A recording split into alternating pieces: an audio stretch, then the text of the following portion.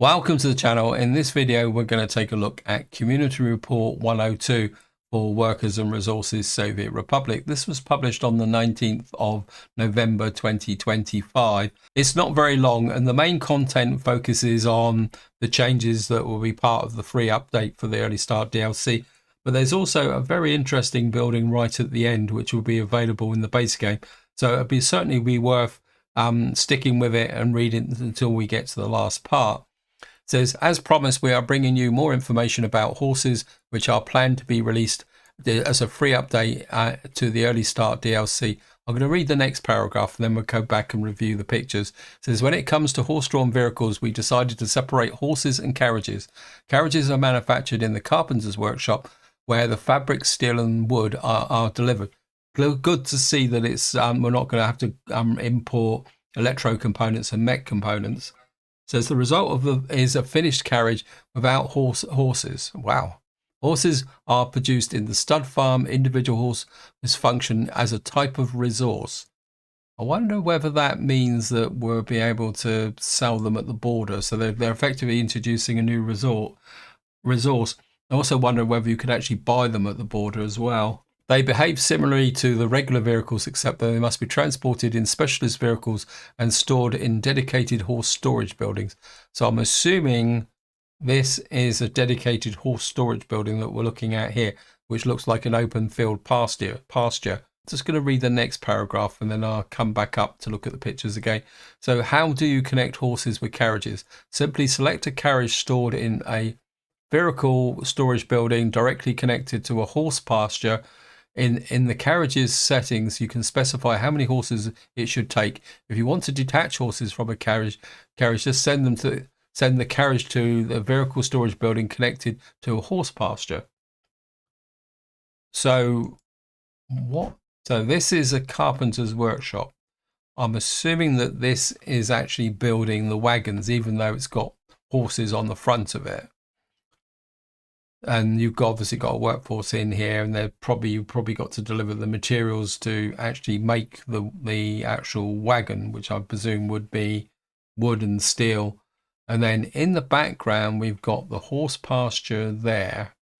So I'm assuming that the horse pasture must breed horses, which can then, I think the building in the background, which might have been the one we were looking at first, is like stables where horses are bred. And then these horses can be stored in here, and then they can be passed through to a pasture as an overflow. And then they can then be assembled here as a carpenter in an actual workshop.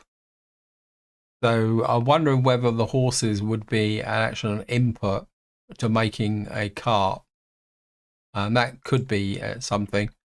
Then if we move down to the next picture, this shows a Zeiss livestock vehicle carrying horses.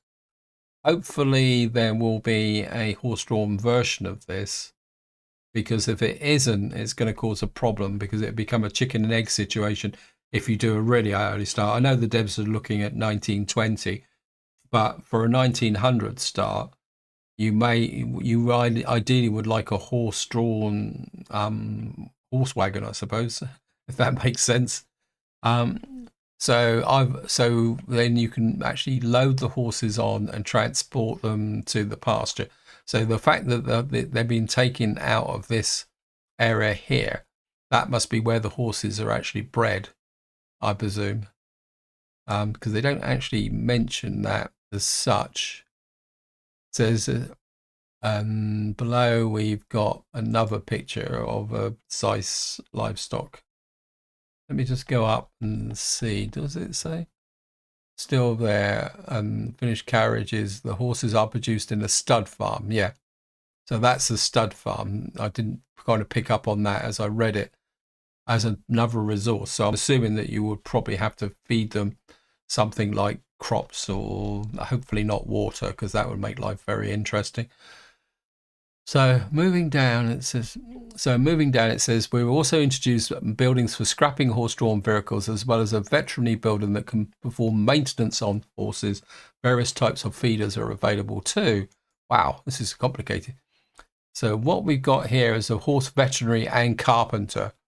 So it looks very much like what you've got here is the which is the equivalent to a road vehicle repair bay but I'm assuming it would just be fabric, steel, boards, and I don't know what you do with horses to repair horses. Maybe they need a bit of crops or something like that.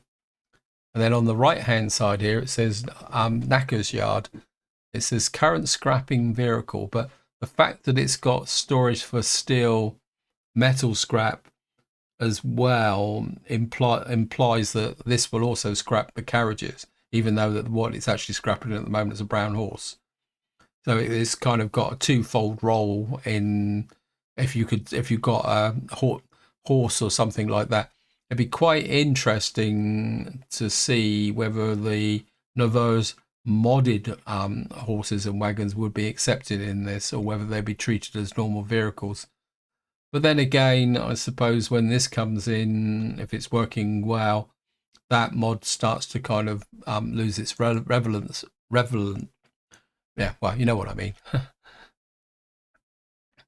So the next thing down, so we've got horse feeders. So we got a free horse feeder. That's good, because obviously if you're starting early, you want to be able to feed. You're going to work with horses and you need to feed the horses. Then we got a couple of other wood one and a brick one. Must admit, they look pretty good actually. Especially I think the wood one looks better because I think it looks a little bit more like a traditional feed station. So I think that covers everything. Must admit, looking at this, and I know any of you follow my current series, I'm going to be very tempted to say, oh, I want to start again in 1900 and see what we can do with these when this comes into the DLC, which is going to completely wreck the current series. Anyway, I'm not going to speculate too much about that. So moving down, it says another exciting addition related to the planned 1920 start is the manual excavation. That effectively confirms that there will be an additional start date in 1920. And then movement says we're introducing a mechanic where mechanical terrain flattening, when excavators and bulldozers aren't available, workers from nearby buildings and worker passenger stations can perform flattening instead of mechanized equipment. Basically, does that mean that if you're near a bus station or something like that and there's free workers, you'll be able to level from workers? That's interesting, actually. That, in some ways, if it's more general, that would solve some of the problems, like when occasionally you've built a town up and then you want to put a little building in and you want to do a little bit of leveling, and then you suddenly realize you've got no construction office because you've either demolished it because you were using a free one. So that makes sense. So it says, let's have a look at this. So this is a Labour pickup. It says Huckabee Labour pickup hall. It's got bus pickups. It's got people stood around as they're waiting for a bus, but you can level out that way. It'll be interesting to test that, actually. So let's move to the final paragraph. It says we're also adding labour halls, not only for the early start DLC, but also for the base game. These are specialised passenger stations where workers will go even if they have workplaces available for their home. They will treat the labour hall as a regular workplace, ideal for construction officers and other specialised work assignments. I hope you'll find these features interesting, and we're working hard to deliver them as soon as possible. So it's almost like the game is actually saying that you will be able to specify a workforce that will support a construction office, and you can specify how many people. I like this actually, because one of the problems I find is that at the moment, if you want your construction offices have to be assigned to a bus stop, so the construction offices can often start to steal the workforce, which you can go to somewhere else. But the ability to build this could be very interesting, especially as the fact you can set the number of workers. Considering there's a town that's finished, but you've got to do a bit of maintenance. So what you could do is put one of these in as a place where workers can go to be picked up to do the maintenance on buildings over a long term. Or again, it could be used to say that you're aggressively expanding, but at the same time you want to protect your industry. So you build one of these, tell the construction officers to pick up from here, and that means you can decide on how many workers you can allocate to the construction process. I actually quite like that, actually.